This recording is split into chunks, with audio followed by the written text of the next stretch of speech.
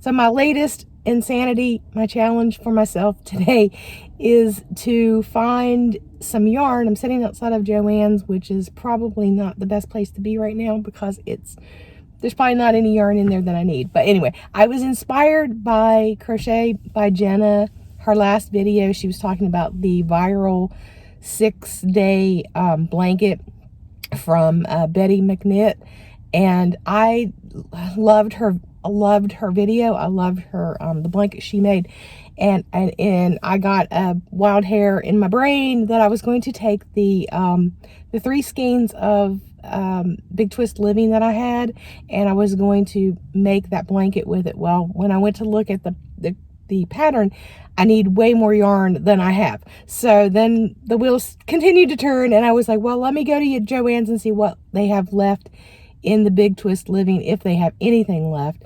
So that's what I'm going to do right now, and I'm trying to figure out what's left. I'm going to go see what's left and if anything that I can add to it. So what I was thinking is, because the what I have was like striped, and it's a striping pattern, so I'm thinking if I can add some solid colors to it, maybe that would work.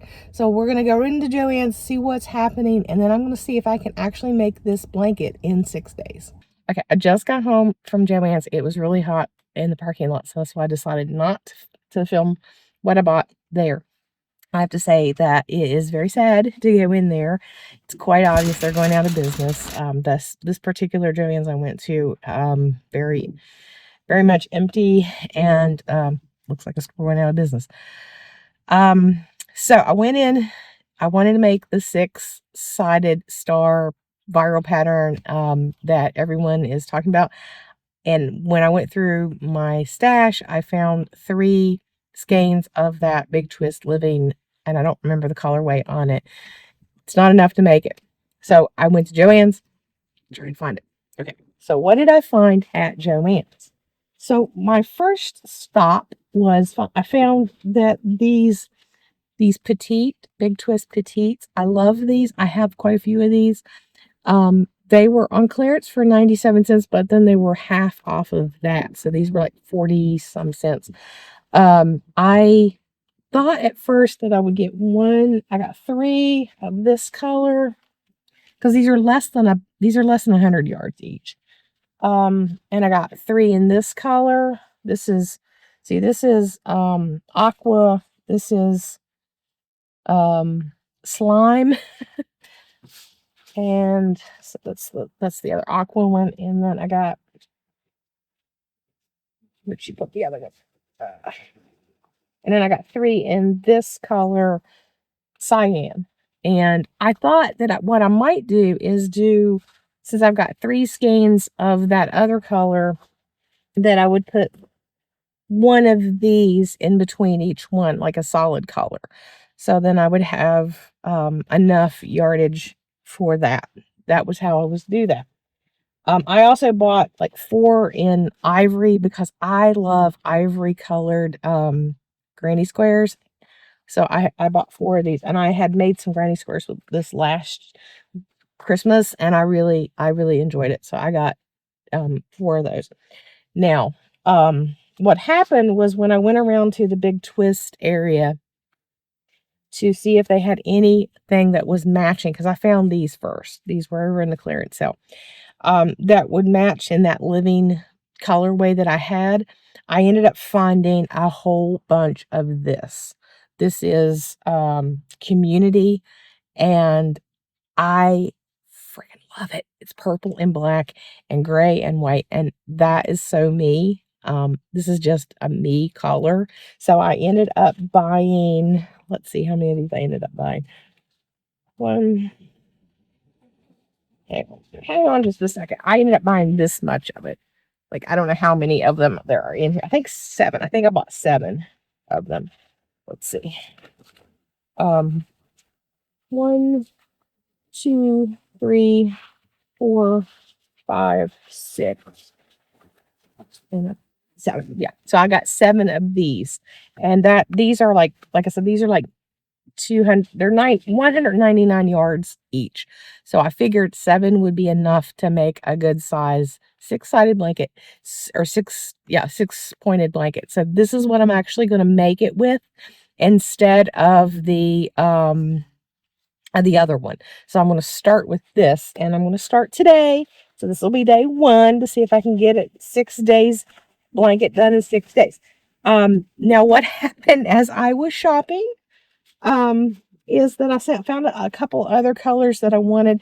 This is rust. Again, this is another one I thought might go with that other blanket, but I have a fox pattern and I love foxes. So I'm going to probably make some kind of fox with this. And then the thing that I ended up I have been debating on whether I was going to get this or not for the longest time. And I decided today to do the thing. I ended up buying some big twist plush in this color here. It's called Sunflower, and it's obviously corgi color. They did not have white, so I ended up getting coconut, which was enough white for me. I want to make that chunky corgi that I made for my 7-day corgi challenge as a plushie. I'm thinking of a nice little pillow. How big it's going to be. I don't know how big it's going to be. This takes a size 8. And now the one I made that was about that big, that was a 5. That was a 5 yarn. And so I don't know. I've never worked with the plush, so I don't know how big it's going to be. But that's also, I'm going to make that and see how big he is. I actually bought 3 of these because I figured I would make some kind of corgi. And the white, I don't need as much. So I figured I'd make some corgis with this. So the first thing I'm going to do is make that chunky corgi and make him a super chunky corgi.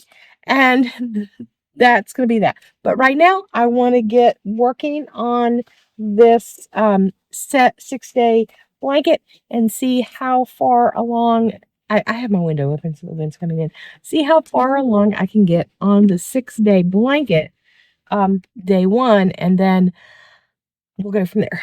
All right, so for the blanket, I got to completed day 4, and I started to work on day 5, and I realized that I had messed something up. So this is as big as it is right now. This is 4 days. So I seriously doubt that in 6 days I could have gotten it finished anyway. But the problem was somewhere here. This is the one. In this dip, I forgot to skip 2. And so it doesn't have a dip. And then there's somewhere else here. There was somewhere else I had miscounted. So I need to just frog this.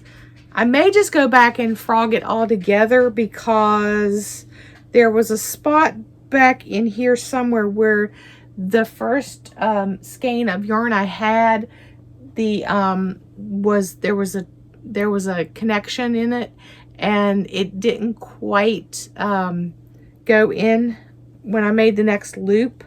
So there is like a loose thread in here somewhere.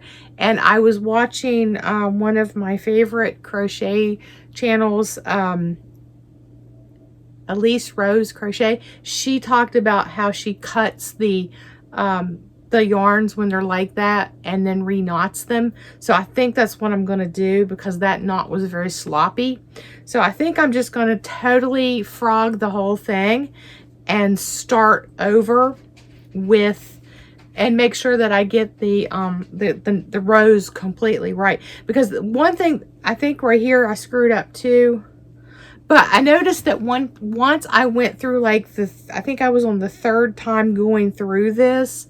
So I had gone through the setup round, 1 complete round, and then I think this was like I was almost complete with the 3rd time through. I understood the pattern a whole lot better the 3rd time through. So I think that might be the answer for me, is now that I've worked it a couple of times, a couple of the rounds, I think I can do it a lot better and probably a lot quicker. So my plan is to completely frog this and then reconnect when I get to that, the connection, to reconnect that one, and then see, and I may actually go up another hook size. This was a 6.5 millimeter. The yarn called for 5.5, and Betty McKnit said to go up one, and I went up a half size, and it was puckering.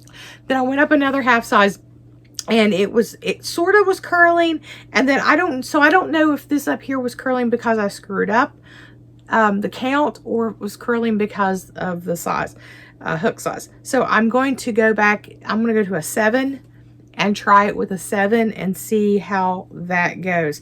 But I love the color. I mean, it's not striping like I would, it's not striping perfectly. So that's the colorway it is. I like the blotchiness of it, but I don't know if I like the blotchiness of it. You know what I mean? It's like, I like right here where it's white, and then it's white, and then all of a sudden it just becomes this weirdness here. So I'm not sure. I want to do the entire thing, because I did buy, I think I bought 7 skeins of this to do it.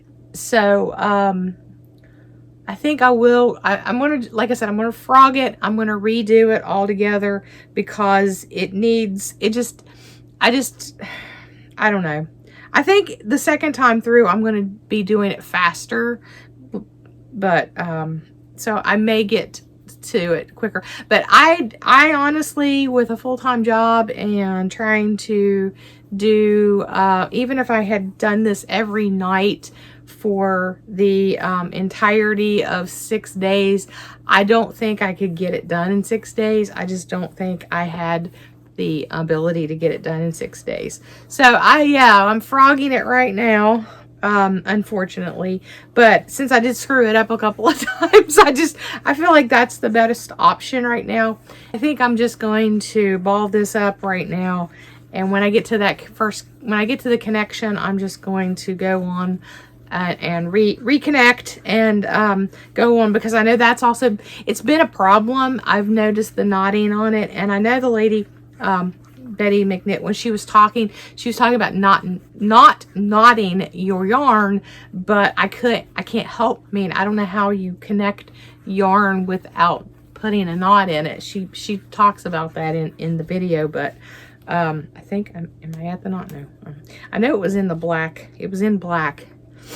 So anyway, that's where I am with this. So I will repost as I start working on this one again. It is sort of it's funny because I did start crocheting with things like blankets and hats and scarves. So for me, it wasn't like, I've done amigurumi for a while. I don't know if I was just out of practice, or because I tried to look at the written pattern was super complicated. In my opinion, it was super complicated.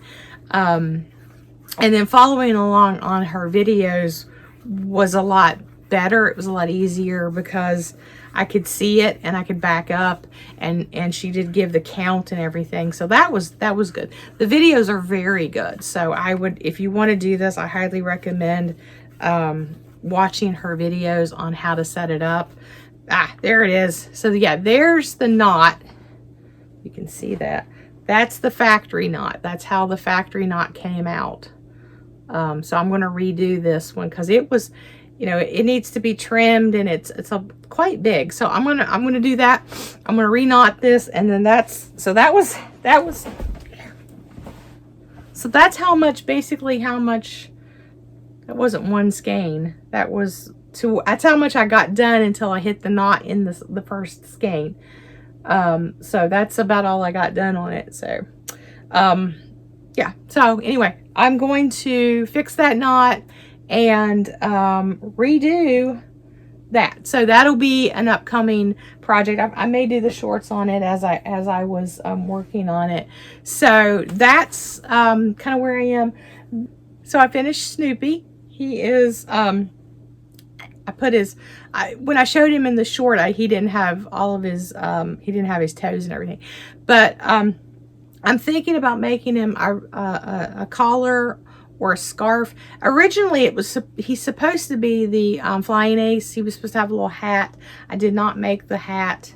His face needs to be squished, more Snoopy-ish looking. But I think I may make him a little red collar. I've got some red chenille. So this was the chenille from, this was the Michaels chenille, I think.